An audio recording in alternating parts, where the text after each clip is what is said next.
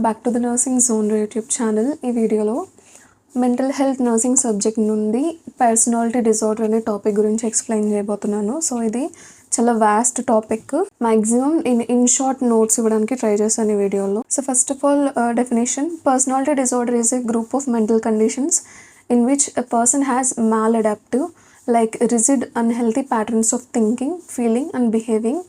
So personality disorder అనేది ఒక group of mental conditions అనమాట. సో ఇది సింగిల్ ట్రైట్ కింద మనకి కనిపించదు. గ్రూప్ ఆఫ్ మెంటల్ కండిషన్స్ ఒకే పర్సన్లో మనకి కనిపిస్తాయి.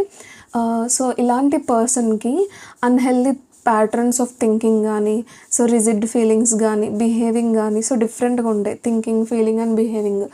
దీనివల్ల which cause distress or difficulty in social, occupational or interpersonal functioning. So దీనివల్ల డిస్ట్రెస్ ఫీల్ అవుతూ ఉంటారు. సో సోషల్ రిలేషన్షిప్స్ని మెయింటైన్ చేయలేరు. ఆక్యుపేషనల్లీ వాళ్ళ వర్క్స్ని కూడా సరిగ్గా చేసుకోలేకపోతారు.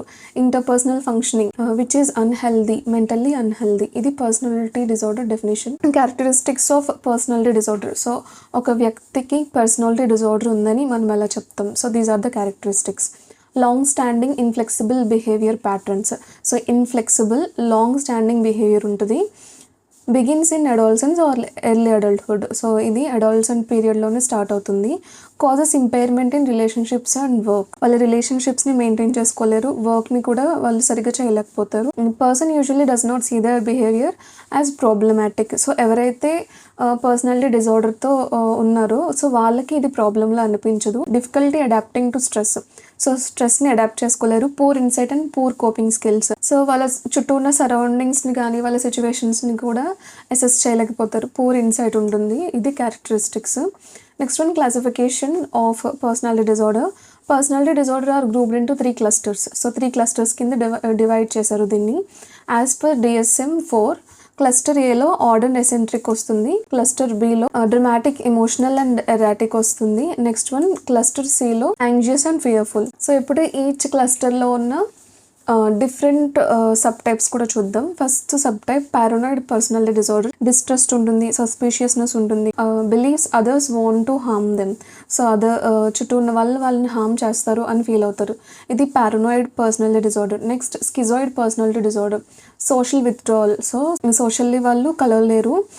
Emotionally cold, prefers being alone. So ఇంట్రోవర్ట్గా బిహేవ్ చేస్తుంటారు, ఎమోషనల్లీ కోల్డ్గా ఉంటారు. Third one, schizotypal personality disorder. Magical thinking, odd beliefs, unusual behaviour అయితే కనిపిస్తుంటుంది. ఇది క్లస్టర్ ఏ. నెక్స్ట్ క్లస్టర్ బిలో anti social personality disorder. Violates others rights, aggressive, no guilt. Border line personality disorder. Unstable emotions, fear of abandonment, self harm. So ఒంటరిగా ఉండడానికి ఇష్టపడరు, self harm చేసుకోవడానికి ఇష్టపడతారు. Unstable emotions ఉంటాయి. Next one, histrionic personality disorder. Attention seeking, dramatic, exaggerated emotions. So మీకు ఇక్కడ సెంటెన్స్లోనే అర్థమై ఉంటుంది. Next one, narcissistic personality disorder. Grandiosity, need for admiration, lack of empathy. So ఎంపతిని చూపించలేరు. గ్రాండియోసిటీ, సో ఒక సెలబ్రిటీలో ఫీల్ అవుతూ ఉంటారు. నీడ్ ఫర్ అడ్మిరేషన్, సో వాళ్ళని ఎప్పుడు పొగుడుతూ ఉండాలి. సో ఇది narcissistic personality disorder and cluster B. Third one, cluster C, anxious and fearful. Avoidant personality disorder. Social inhibition, feelings of inadequacy. Second one, dependent personality disorder. Excessive need to be taken care of, clingy. So ఎక్కువ pampering వాళ్ళని చేయాలి అని కోరుకుంటారు. Obsessive compulsive personality disorder. ఇది already నేను OCD టాపిక్ని full వీడియోలో చేశాను. నేను కార్డ్స్లో కూడా ప్రొవైడ్ చేస్తాను. ఓసిడి నోట్స్ కావాలి అంటే సో డిస్క్రిప్షన్లో చూడండి, మీకు దొరుకుతుంది. సో ఓసిడీలో ఏంటంటే పర్ఫెక్షనిజం. సో అబ్సెసివ్నెస్ ఉంటుంది. సో అబ్సెసివ్ థాట్స్ ఉండడం వల్ల కంపల్సివ్ బిహేవియర్ అనేది ఇక్కడ కనిపిస్తూ ఉంటుంది. So this is about the classification. Next one, aetiology. So first one, genetic factors. Inherited traits like impulsivity and emotional instability increases risk. So వాళ్ళ ట్రైట్స్లో genetic factors in the sense వాళ్ళ parents నుండి వచ్చిన జీన్స్లో ఇంపల్సివిటీ అంటే lack of anger control, emotionally ఇన్స్టేబుల్గా ఉంటే కనుక ఆ ఇన్హెరిట్ అయిన ట్రైట్స్ వల్ల కూడా పర్సనాలిటీ డిజార్డర్ వచ్చే ఛాన్స్ ఉంది. Jeans create vulnerability but environment decides expression. So vulnerability అయితే జీన్స్లోనే వస్తుంది, బట్ ఈ ఎన్విరాన్మెంట్ కూడా దానికి సహకరించినట్లయితే దీనివల్ల పర్సనాలిటీ డిజార్డర్ మనం చూడగలుగుతాం. Temperament which is nothing but anger. Inborn traits such as high emotional reactivity or low self control. So ఇది already మనం చెప్పుకున్నాం. Difficult temperament in childhood increases disorders risk. So childhood మనం చెప్పుకున్నాం, అడాలసెంట్ పీరియడ్లోనే ఇది start అవుతుంది.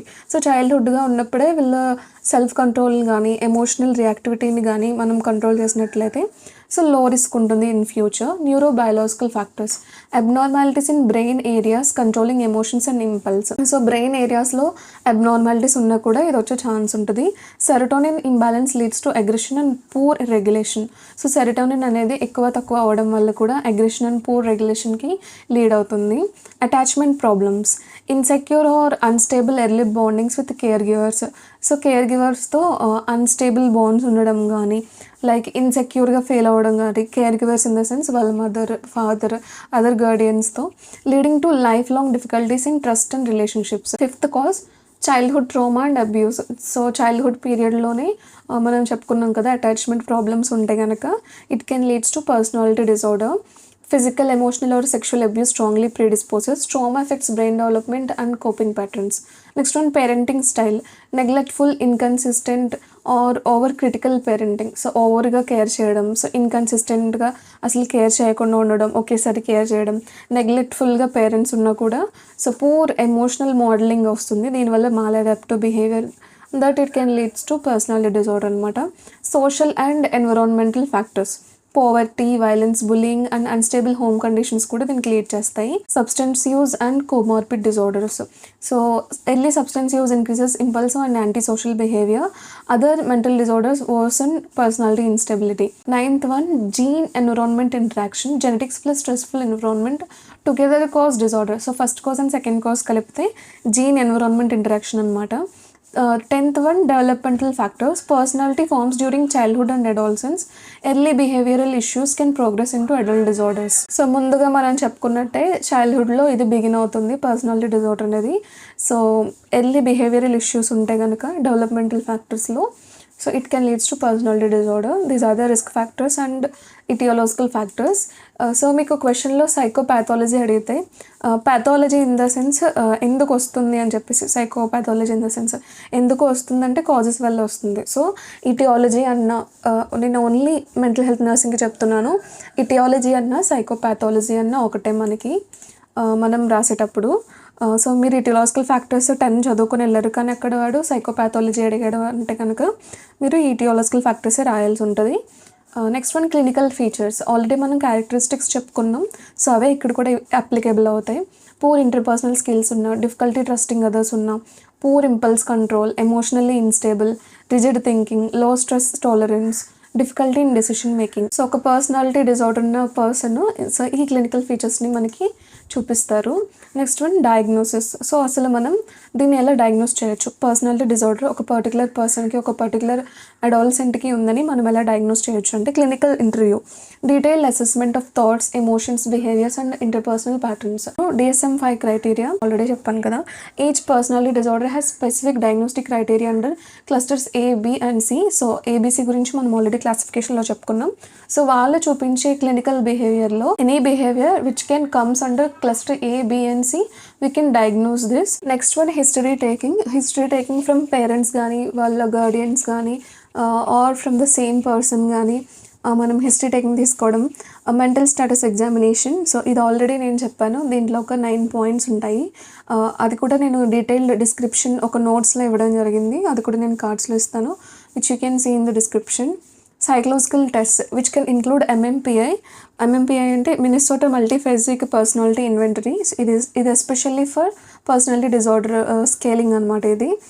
Next one, Millon clinical multi axial inventory MCMI, personality assessment inventory PAI. So ఇవన్నీ కూడా psychological test అనమాట, వీటిని యూజ్ చేసుకొని కూడా డయాగ్నోస్ చేస్తారు. 6th one, observation over time. So ఒక పర్సన్ని ఓవర్ టైంలో అంటే లాంగర్ పీరియడ్ మనం అబ్జర్వ్ చేసినా కూడా మనం పర్సనాలిటీ డిజార్డర్ని డయాగ్నోస్ చేయొచ్చు. So these are the 6 diagnostic features. Indications for treatment. Personality disorder ఉన్న ప్రతి పర్సన్కి కూడా మనం ట్రీట్మెంట్ అయితే ఇవ్వం. సో ఈ 4 కూడా మనం చెక్ చేసుకోవాలి. Severe emotional instability. సో సివియర్గా ఎమోషనల్లీ ఇన్స్టెబుల్గా ఉన్న, సూసైడల్ రిస్క్స్ ఎక్కువ కనిపిస్తున్న, రిలేషన్షిప్ కాన్ఫ్లిక్ట్స్ ఎక్కువగా ఉన్న, డిప్రెస్డ్గా లేదంటే యాంగ్జైటెడ్గా ఎక్కువగా ఉంటున్నా కూడా సో ఇవి ఇండికేషన్స్ అనమాట ట్రీట్మెంట్కి. Next one, medical management. No specific drug cures personality disorders, medicines treat symptoms. So ఏ డ్రగ్ కూడా పర్సనాలిటీ డిజార్డర్ని కంప్లీట్గా క్యూర్ చేయదు. సో మనం యూజ్ చేసే డ్రగ్స్ అన్నీ కూడా వాళ్ళ సిమ్టమ్స్ని మాత్రమే ట్రీట్ చేస్తాయి, First one, antidepressants. Antidepressants include fluoxetine, sertraline for depression, anxiety, irritability, improves emotional regulation and reduce impulsivity. So antidepressants depression రాకుండా చేస్తాయి, యాంగ్జైటీని రెడ్యూస్ చేస్తాయి, ఇరిటబిలిటీని ట్రీట్ చేస్తాయి. Mood stabilisers include lithium, valproate, carbamazepine, controls anger, aggression, severe mood swings, especially in borderline personality disorder. Next one, antipsychotics. Antipsychotics include risperidone, olanzapine, quetiapine. Next one, anti-anxiety drugs, limited use అనమాట ఇవి. Short term benzodiazepines include clonazepam, only if necessary. Anti anxiety డ్రగ్స్ని ఇక్కడ తక్కువ use చేస్తారు ఈ conditions ఉన్న వాళ్ళకి. So this is about the medical management. ఇప్పుడు సైకోథెరపీస్. సో మీరు సైకియాట్రిక్ ఎగ్జామ్లో లైక్ మెంటల్ హెల్త్ నర్సింగ్ ఎగ్జామ్లో మెడికల్ మేనేజ్మెంట్ రాసినా రాయకపోయినా మీరు ఖచ్చితంగా రాయాల్సింది సైకియాట్రిక్ థెరపీస్ అనమాట. So first psychotherapy, dialectical behavioural therapy, best for borderline personality disorder, teaches emotional control, crisis management and reduces self harm. So self హార్మ్ని reduce చేస్తుంది, emotionally స్టేబుల్గా ఉండేలా చేస్తుంది, క్రైసిస్ మేనేజ్మెంట్ని అర్థమయ్యేలా చేస్తుంది అనమాట. ఇది first one. Next one, cognitive behavioural therapy, changes negative thoughts and maladaptive behaviours, helps reduce anxiety, avoidance and rigid thinking. Next one, schema therapy, targets deep childhood based negative beliefs. So schemas in the sense చిన్నప్పటి నుంచి మనకున్న negative బిలీఫ్స్ని ఎక్కువగా target చేస్తుంది therapy. Replaces unhealthy patterns like abandonment or mistrust. Psychodynamic therapy explores unconscious conflicts and early relationship issues. So ఈ థెరపీలో మీ మైండ్ని కాన్షియస్గా ఉంచి సో మీకు ఏదైనా అన్కాన్షియస్ కాన్ఫ్లిక్ట్స్ ఏమైనా ఉన్నాయా అని చెప్పేసి ఇక్కడ డయాగ్నోస్ చేస్తారు. Improves insight, emotional regulation and interpersonal patterns. Next therapy, group therapy, help practice communication, social skills and boundaries, keeps provides peer feedback and reduces isolation. So ఒంటరితనాన్ని పోగొడుతుంది. గ్రూప్ థెరపీలో ఉండడం వల్ల communication skills, social skills, so వాళ్ళ boundaries, so ఎక్కడి వరకు communication ఉండొచ్చు అనేది కూడా అర్థమవుతుంది. Family therapy improves communication and reduces conflict with in the family. Family therapy ఇవ్వడం వల్ల ఇక్కడ టోటల్ ఫ్యామిలీకి ఇస్తారు కాబట్టి with in the family conflicts, గొడవలు ఏం లేకుండా ఉంటుంది. Behavioural therapy focuses on modifying problem behaviours through reinforcement, reduces aggression, impulsivity and attention seeking actions. So behavioural థెరపీలో రీఎన్ఫోర్స్మెంట్ అంటే మీకు ఒక టోకెన్ ఇవ్వడం కానీ, ఒక కాయిన్ ఇవ్వడం కానీ, లేదంటే ఒక ఫుడ్ ఇవ్వడం కానీ, ఒక ప్లేస్ని ఇవ్వడం కానీ, సో రీఎన్ఫోర్స్మెంట్ చేయడం ద్వారా ఒక పర్సన్కి ఉన్న ప్రాబ్లమాటిక్ బిహేవియర్ని చేంజ్ చేస్తారనమాట. ఇది బిహేవియర్ థెరపీ. సో ఇవి 7 psychotherapies for personality disorder. Next one, diagnosis, nursing diagnosis. So మీరు ఇది ఎస్ఏకి అడిగితే కనుక మీరు ఖచ్చితంగా 8 నర్సింగ్ డయాగ్నోసిస్ రాయాల్సి ఉంటుంది నర్సింగ్ డయాగ్నోసిస్లో. Then you can go for nursing care plan. So nursing management అని హెడ్డింగ్ పెట్టుకుని సబ్ హెడ్డింగ్లో నర్సింగ్ డయాగ్నోసిస్ పెట్టుకోవాలి. So how to present answers in mental health nursing అనే వీడియో కూడా నేను క్లియర్గా విత్ హ్యాండ్ రిటర్న్ చేసి ఉన్నాను. సో ఆ వీడియోని కూడా నేను కార్డ్స్లో ఇస్తాను, అది కూడా వాచ్ చేయండి, మీకు చాలా హెల్ప్ఫుల్ అవుతుంది. అసలు ఎగ్జామ్ని ఎలా ప్రజెంట్ చేయాలి, సో సప్లీకి వెళ్ళకుండా ఎలా ఉండాలి, గుడ్ మార్క్స్తో ఎలాగా పాస్ అవ్వాలి అని చెప్పేసి. నర్సింగ్ డయాగ్నోసిస్కి వచ్చేసరికి ఇక్కడ 7 ఇచ్చున్నాను. impaired social interaction related to maladaptive behavior patterns and poor interpersonal skill as evidenced by మీరు ఇక్కడ through communication పెట్టుకోవచ్చు. ineffective coping related to difficulty managing emotions and stress as evidenced by communicating with the patient. risk for self-directed violence related to impulsivity, self-harm behaviors or emotional instability. So risk for వచ్చినప్పుడు మనం ఎవిడెన్స్డ్ పెట్టమన్నమాట. ఇది risk for అంటే in future జరుగుతుంది అని చెప్పేసి, ఎవిడెన్స్డ్ by పెట్టాము అంటే already మనం చూసామని అర్థం. రిస్క్ అంటే ఫ్యూచర్ కదా, సో ఇది మనం చూడలేం కాబట్టి ఎవిడెన్స్డ్ బై పెట్టకూడదు. Risk for other directed violence related to aggression, poor impulse control or anger outbursts. 5th one, chronic low self-esteem related to negative self-image and distorted self-perception as evidenced by communicating with the patient. Anxiety related to fear of abandonment, mistrust or unstable relationship as evidenced by observation petkochu. Disturbed thought process related to cognitive distortions, paranoia or magical thinking. So paranoia, distortions ivanni unnai kabatti as evidenced by ikkada manam communicating with the patient petkochu. So ఇది nursing diagnosis for this personality disorder. Next nursing మేనేజ్మెంట్కి వచ్చేసరికి build therapeutic relationship, ensure safety, set limits, communication, emotional regulation, social skill development, medication care. So ఇవన్నీ ఇవ్వడం వల్ల ఒక పర్సన్ని మనం హెల్దీగా లేదంటే వాళ్ళ సిమ్టమ్స్ని రెడ్యూస్ చేయొచ్చు. So this is about the topic called personality disorder. So మీకు అర్థమైందని అనుకుంటున్నాను. ఫర్ ఎగ్జాంపుల్ మీకు ఎగ్జామ్లో బోర్డర్ లైన్ పర్సనాలిటీ డిజార్డర్ గురించి ఎక్స్ప్లెయిన్ చేయమని చెప్పాడు. బట్ మీరు ఓన్లీ ఈ టోటల్ నేను మీకు ఇచ్చిన నోట్స్ అంతా చదువుకుని వెళ్ళారు. సో అప్పుడు మీరు ఏం చేస్తారంటే బోర్డర్ లైన్ పర్సనాలిటీ డిజార్డర్కి నేను ఇక్కడ ఒక డిస్క్రిప్షన్ ఇచ్చాను.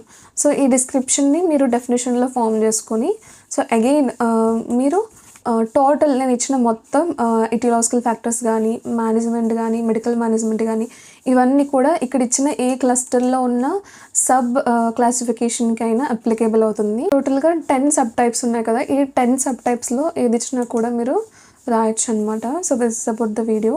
If you find this video helpful, do like, share and subscribe to this channel, The Nursing Genre. So ఇంకా ఏదైనా టాపిక్స్ కావాలంటే ప్లీజ్ కమెంట్ డౌన్ బిలో. ఇది ఆల్రెడీ ఒకరు కమెంట్ చేశారు నిన్ననే. సో ఈరోజు వీడియో అప్లోడ్ చేయడం జరిగింది. సో మీకు ఏదైనా డిఫికల్ట్గా అనిపించిన టాపిక్స్ ఏమైనా ఉంటే కమెంట్ చేయండి. Thank you.